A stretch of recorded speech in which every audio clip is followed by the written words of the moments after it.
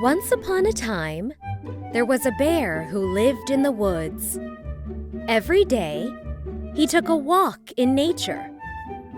One day, he saw the most perfect apple in a tree. Wanting the apple, he made the universal gesture for "I want to eat," and the tree graciously gave him the apple. From then on, he came by every day to knock on wood and hang out, and of course, ask for more apples to eat. Until one day,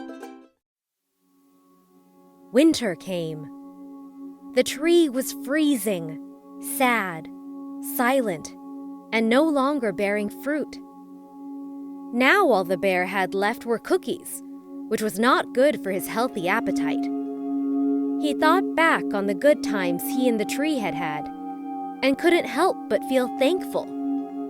Because when you think of all the nice things someone else has done for you, gratitude is the required theme. He wanted to do something for the sad, freezing tree, so he put his jacket around the tree.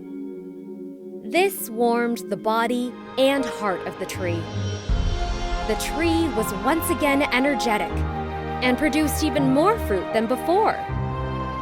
And the two friends happily hung out and had many more laughs. Because when you are happy, laughing is the required action. The